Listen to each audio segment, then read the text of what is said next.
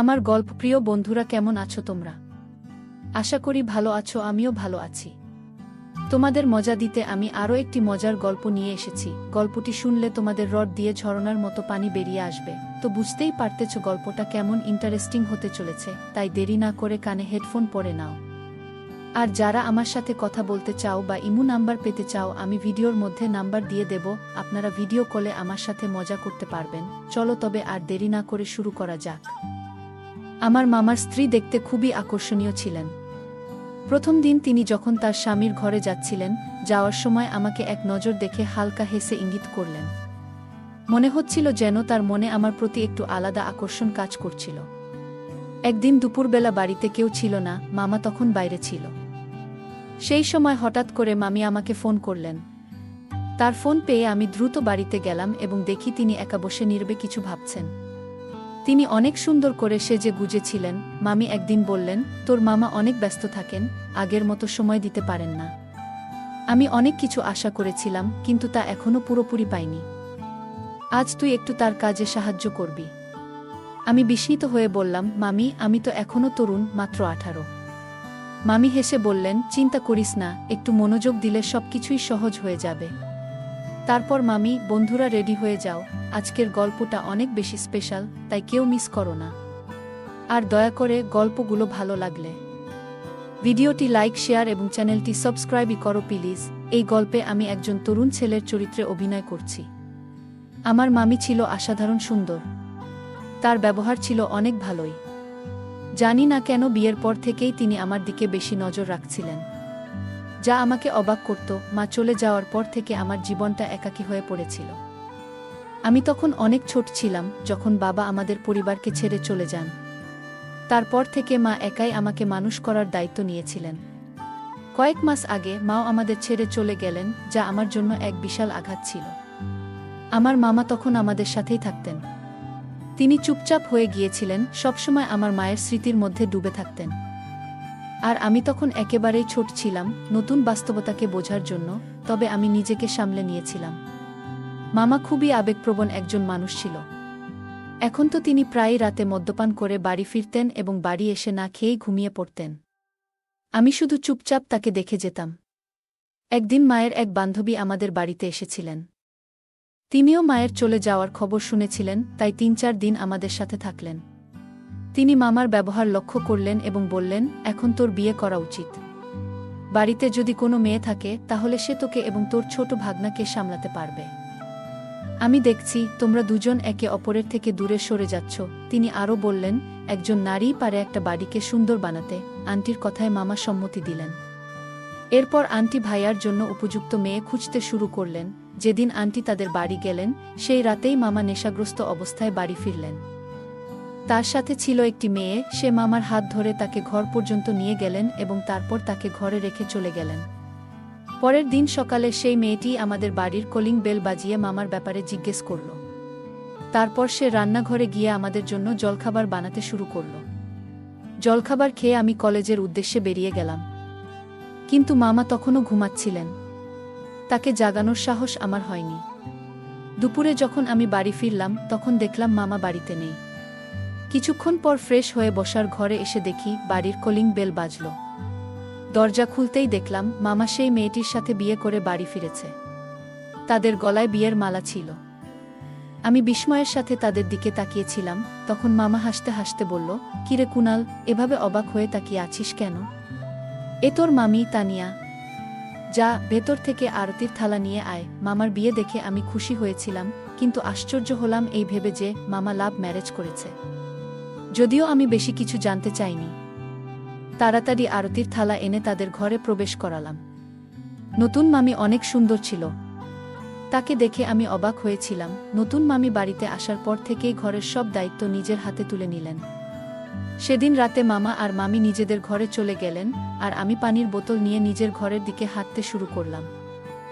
ঘরের দিকে যাওয়ার সময় হঠাৎ চোখ পড়ল মামার ঘরের দিকে। সেখানেই মামির চোখে আমার চোখ পড়ল। মামি হালকা হাসলেন আর চোখের ইশারায় কিছু বোঝাতে চাইলেন এবং তারপর দরজাটা বন্ধ করে দিলেন। প্রথম দিনই তিনি আমাকে এমনভাবে দেখেছিলেন, যেটা আমি তখন সাধারণ একটা ভুল বোঝাবুঝি ভেবেছিলাম। কিন্তু পরে বুঝতে পারলাম হয়তো তার মনোযোগ ছিল আমার মতো তরুণ ভাগ্নার দিকেই। পরের দিন সকালে মামা ঘর থেকে বেরিয়ে এলেন, তার মুখে এক অন্যরকম আনন্দের হাসি। মায়ের চলে যাওয়ার পর তাকে এতটা খুশি আমি কখনো দেখিনি। ভালো হয়েছে যে মামা বিয়ে করেছে, মামি আসাতে তার জীবনে কিছুটা হলেও আনন্দ ফিরেছিল। মামি এসেই ঘরটাকে আবার প্রাণবন্ত করে তুলেছিল। মামি খুব ভালোভাবেই বাড়ির দায়িত্বগুলো সামলে নিয়েছিলেন। আমি মামা আর মামির প্রেম কাহিনী জানতে খুবই আগ্রহী ছিলাম, কিন্তু মামার সাথে সে বিষয়ে কথা বলার কোনো সুযোগ পাইনি। সকালে নাস্তা করেই মামা অফিসের জন্য বেরিয়ে যেত, আর সন্ধ্যায় ফিরে শুধুই মামির সাথেই সময় কাটাত। এটাই তো স্বাভাবিক, কারণ তাদের নতুন বিয়ে হয়েছে। মামা সন্ধ্যায় বাড়ি ফিরেই ফ্রেশ হয়ে মামিকে কোথাও না কোথাও ঘুরতে নিয়ে যেত। অনেক সময় তারা বাইরে থেকেই রাতের খাবার খেয়ে আসত এবং আমার জন্য খাবার নিয়ে আসত। এভাবেই দেখতে দেখতে মামা আর মামির বিয়ের 20 দিন পেরিয়ে গেল। একদিন কলেজ থেকে একটু তাড়াতাড়ি বাড়ি ফিরলাম। বাড়ি এসে মামির ঘরে গেলাম, দেখলাম মামি সুন্দর করে সেজে বসে আছে। তার গায়ে ঝলমলে শাড়ি আর মেকআপ একদম অন্যরকম লাগছিল। আমি মামিকে জিজ্ঞেস করলাম, কোথাও যাচ্ছ নাকি? তিনি মুচকি হেসে বললেন, না, আমি এভাবেই থাকতে পছন্দ করি, তাই আজ নিজের পছন্দমতো মেকআপ করেছি। মামির কথায় সায় দিয়ে আমি বললাম, মামি, আমি আপনাকে একটা প্রশ্ন করতে চাই। আপনার বিয়ের পর থেকেই এই প্রশ্নটা আমার মনে ঘুরছে। একবার আমাকে সেই প্রশ্নের উত্তর দিয়ে একটু স্বস্তি দিন।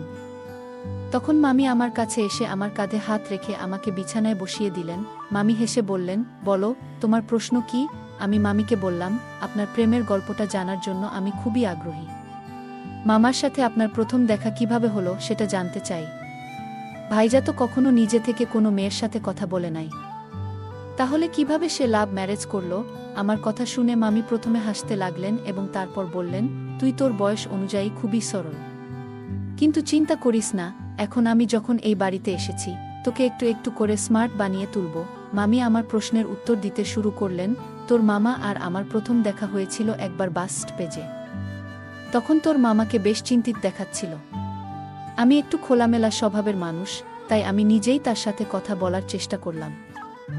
এরপর থেকে আমরা প্রায়ই ওই বাস স্টপেজে দেখা করতাম, আর সে আমাকে প্রায় মদ্যপ অবস্থায় সেখানে দেখা দিত।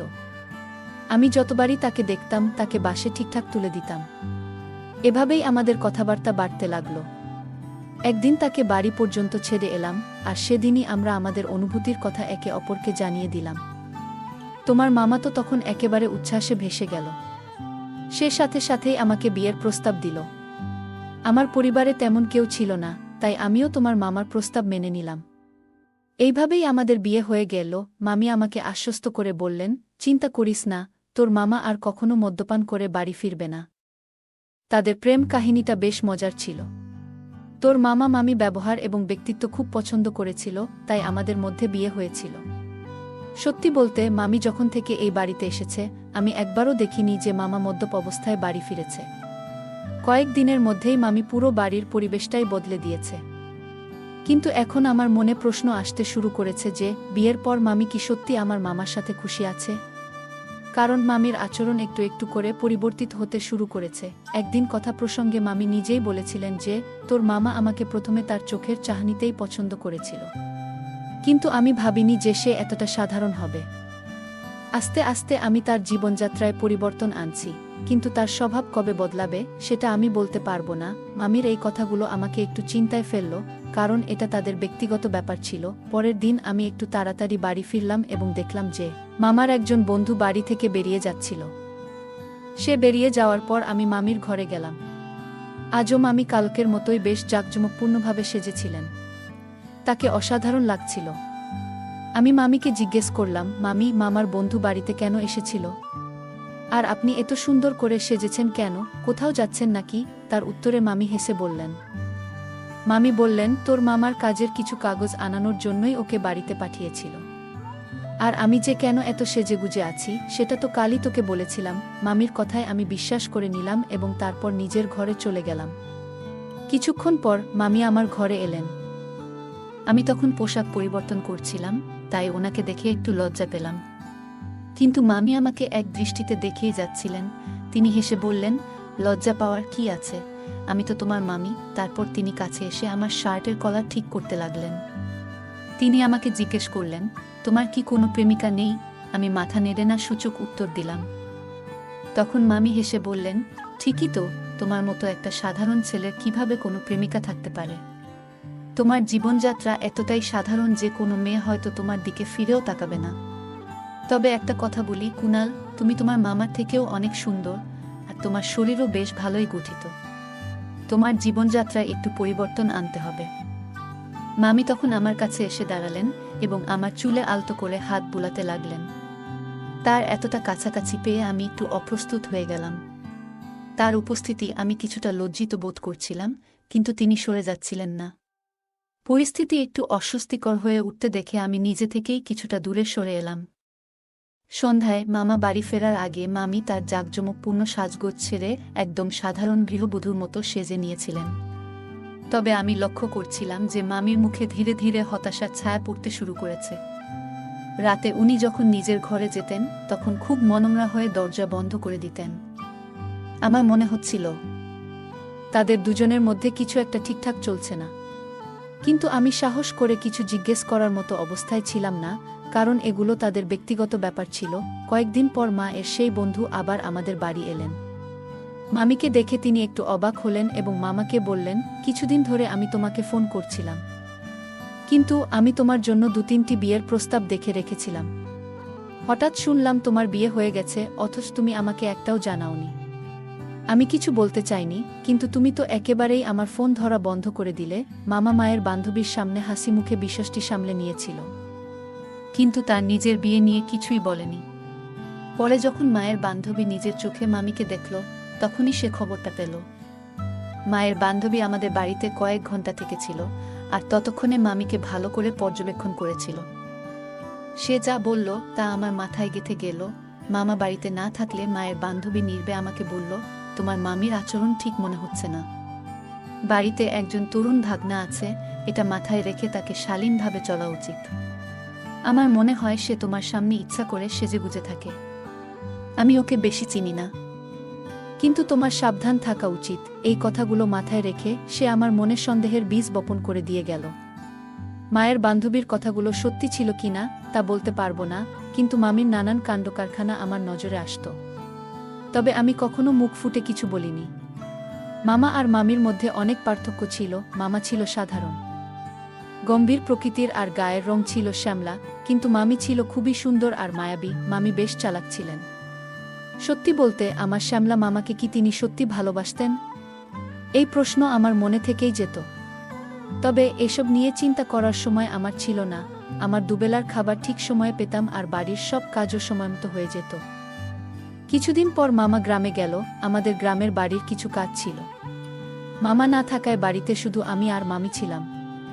সেদিন আমার কলেজ বন্ধ ছিল, কিন্তু আমি আমার বন্ধুর বাড়িতে কিছুক্ষণের জন্য গিয়েছিলাম। যাওয়ার সময় মামিকে বলে দিয়েছিলাম যে আমি দেরি করে বাড়ি ফিরব। তবে অল্প কিছুক্ষণের মধ্যেই আমি বাড়িতে ফিরে এলাম। বাড়িতে ঢুকে দেখি মামি আবারও সাজগোজ করে পুরো প্রস্তুত হয়ে আছে। শুধু তাই নয়, তার আচরণেও একটা অন্যরকম ভাব ছিল। সেদিন একটু অদ্ভুত মনে হচ্ছিল। মামি আমাকে ঘরে ডেকে বললেন, এসো, ভেতরে আসো। ঘরে ঢোকার পর আমি দেখলাম তিনি তার শাড়ি ঠিক করছিলেন।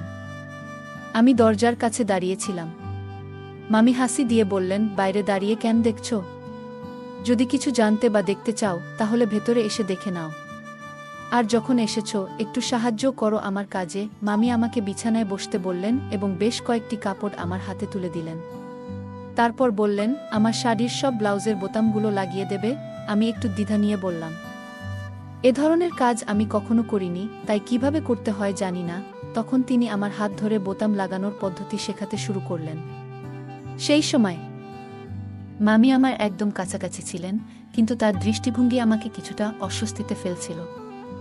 বারবার তার কাছাকাছি আসতে হচ্ছিল, আর আমি কিছুটা অপ্রস্তুত বোধ করছিলাম। ঠিক তখনই হঠাৎ করে মামি আমার নাম ধরে ডাকলেন, আর আমি যেন হঠাৎ করে বাস্তবে ফিরে এলাম। তিনি হেসে বললেন, যেভাবে দেখিয়েছি ঠিক সেভাবেই সব বোতামগুলো লাগিয়ে দাও। আমার অনেক উপকার হবে। আমার হাতে এমন কিছু কাপড় ছিল যা আমি ধরতেও চাইনি। মামি কি কাজ করাচ্ছেন সেটার হয়তো তাকে কোনো ধারণাই ছিল না। আমি কিছু বলতে পারিনি, শুধু চুপচাপ কাজটা শুরু করলাম। আমার হাত কাঁপছিল, কারণ ভাবি সামনে দাঁড়িয়ে এক দৃষ্টিতে আমাকে দেখছিলেন। সেদিন তিনি সারাদিন বাড়িতে অনেক সাজে গুজে ঘুরছিলেন। আমি খেয়াল করেছিলাম মামার সামনে কখনোই তিনি এমন পোশাক পরেন না। তাই আমি মামিকে জিজ্ঞাসা করলাম, তুমি মামার সামনে এভাবে কেন পোশাক পরো না? তখন তিনি বললেন, তোমার মামা একেবারেই বোরিং। তার কাছে এই ধরনের পোশাক পছন্দ নয়। তাই আমি ইচ্ছামতো চলতে পারি না। সে যখন বাড়িতে থাকে না, তখন আমি আমার ইচ্ছামতো থাকি। বলো তো, আমি কেমন লাগছি এই লুকে?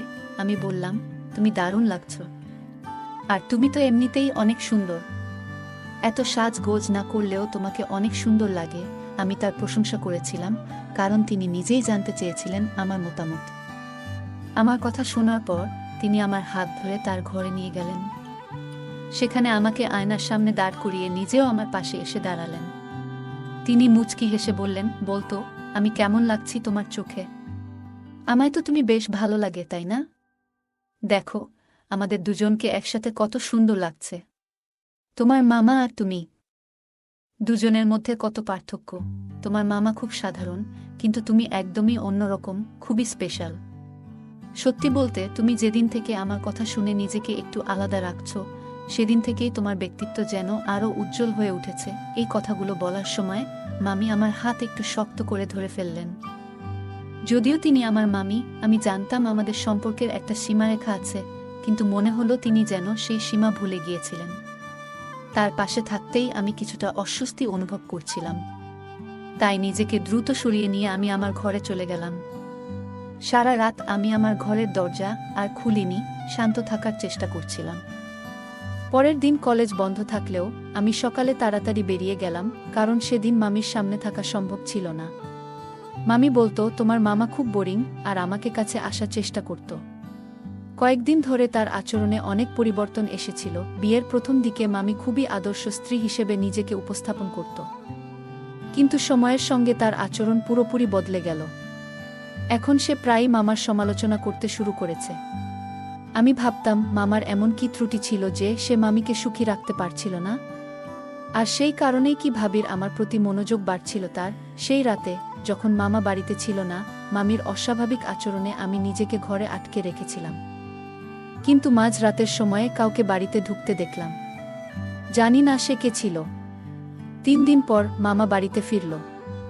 নাস্তার সময় আমি সবার সামনে তাকে জিজ্ঞাসা করলাম, মামা, তুমি কি গত রাতে তোমার কোনো বন্ধুকে কাগজপত্র নিতে বাড়িতে পাঠিয়েছিলে? আমি যখন মামাকে জিজ্ঞাসা করলাম তিনি কি কাউকে বাড়িতে পাঠিয়েছিলেন, তিনি সরাসরি না বললেন এবং রাগে মামির দিকে তাকালেন। এরপর মামা মামিকে প্রশ্ন করলেন, এখানে কে এসেছিল? এই প্রশ্ন শুনে মামি কেঁদে ফেলল এবং বলল, তোমার ছোট ভাগনা মিথ্যা বলছে। আমি তো আসলে তোমার সঙ্গে তোমার ভাগনার বিষয়ে কথা বলতে চেয়েছিলাম। আমি ওর ভুলগুলো এড়িয়ে গিয়েছিলাম, কিন্তু এখন সে আমার বদনাম করতে চাইছে। মামি বললেন, যখন তুমি গ্রামে ছিলে, তখন কুনাল কিছুটা অদ্ভুত আচরণ করতে শুরু করেছিল আমার সঙ্গে। এই কথা বলার সময় তিনি মামাকে কিছু ভিডিও দেখাতে শুরু করলেন। মামি অভিযোগ করলেন ও আমার সাথে খারাপ ব্যবহার করেছে। মামি আরও জানালেন যে কুনাল এর অজান্তে আমি কিছু ভিডিও রেকর্ড করে রেখেছিলাম, যা এখন মামাকে দেখাচ্ছেন। তিনি বললেন, কুনাল তার ঘরে এসে এমন কিছু আচরণ করেছিল যা স্বাভাবিক ছিল না। তিনি এতটাই আতঙ্কিত হয়ে পড়েছিলেন যে নিজেকে ঘরে বন্দি করে রেখেছিলেন। মামা মামির কথা শুনে বেশ মর্মাহত হলেন এবং তার উপর পুরোপুরি বিশ্বাস করে আমার দিকে রাগান্বিত দৃষ্টিতে তাকালেন। মামা রেগে গিয়ে আমার দিকে চিৎকার করে উঠলেন, এমনকি আমাকে শাসানোর মতো আচরণও করতে লাগলেন। আমি অবাক হয়ে গেলাম, তবে মামি নিজেই তাকে শান্ত করে আমার থেকে দূরে সরিয়ে দিল। সেদিন মামা রাগ নিয়ে অফিসে চলে গেল।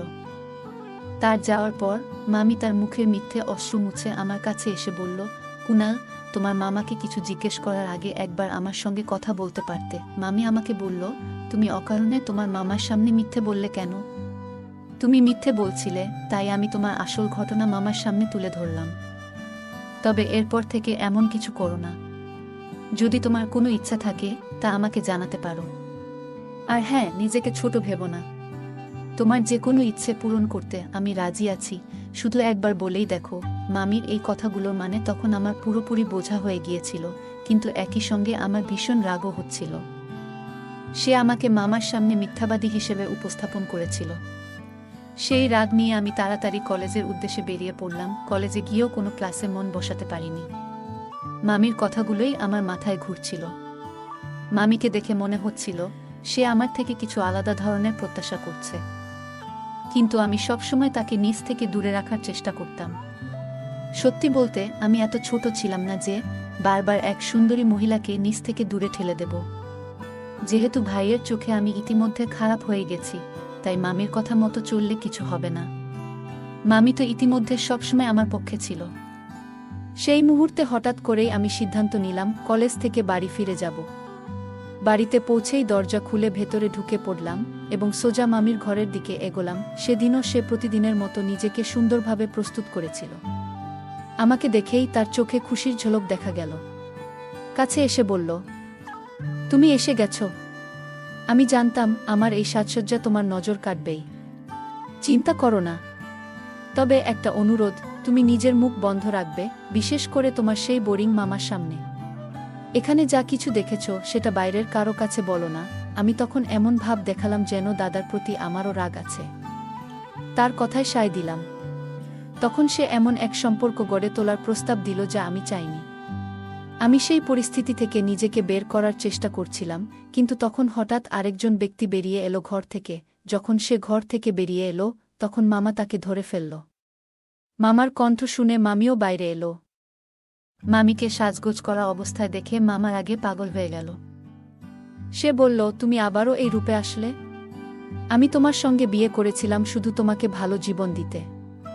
আমি তোমাকে ভালোবাসতাম, কিন্তু তুমি এখনো আগের সেই জায়গায় আছো। কিছুক্ষণ আগে যে ব্যক্তি মামির ঘরে ছিল সে মামার বন্ধু সুনীল। মামি আমাকে যে প্রেম কাহিনী শুনিয়েছিল তা সম্পূর্ণ মিথ্যে ছিল।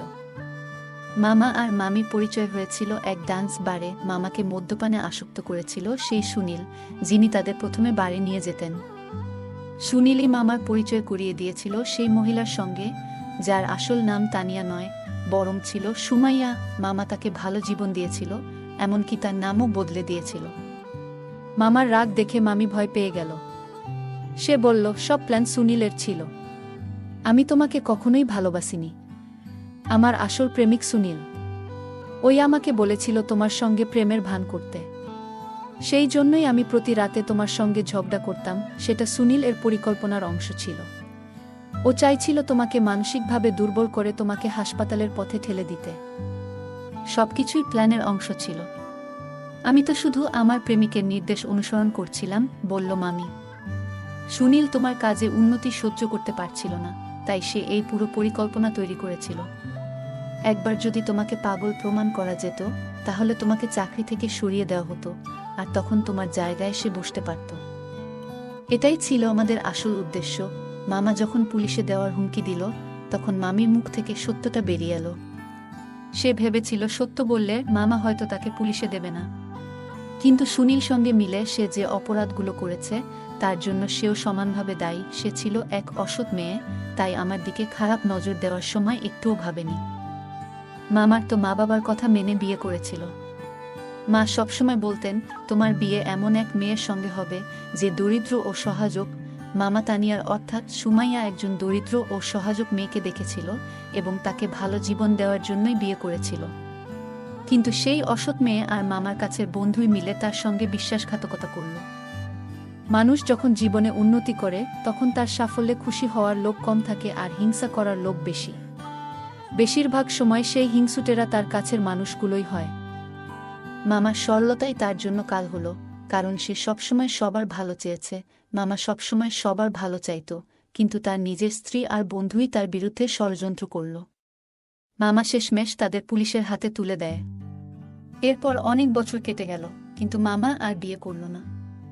সে আমাকে পড়াশোনা করিয়ে জীবনে প্রতিষ্ঠিত করল এবং ভালো একটা চাকরি পেতে সাহায্য করল। মামার সঙ্গে যা কিছু ঘটেছিল তা দেখে আমারও বিয়ের প্রতি বিশ্বাস উঠে গিয়েছিল।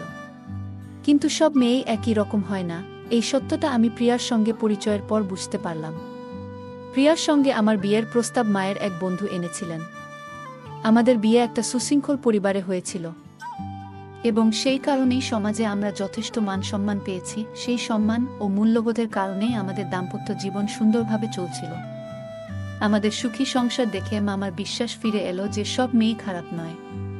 তখন সে নিজের বিয়ের ব্যাপারে মায়ের বন্ধু আন্টিকে অনুরোধ করল।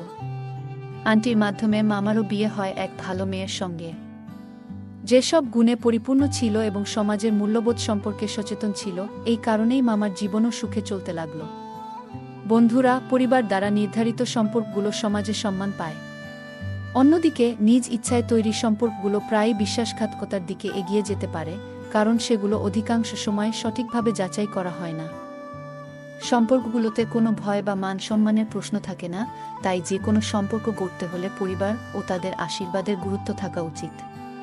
বন্ধুরা, আজকের আমাদের ছোট্ট গল্পটি ছিল এই বিষয় নিয়ে। আশা করি আপনাদের এই গল্পটি ভালো লেগেছে। গল্পটা কেমন লাগলো জানাতে ভুলবে না।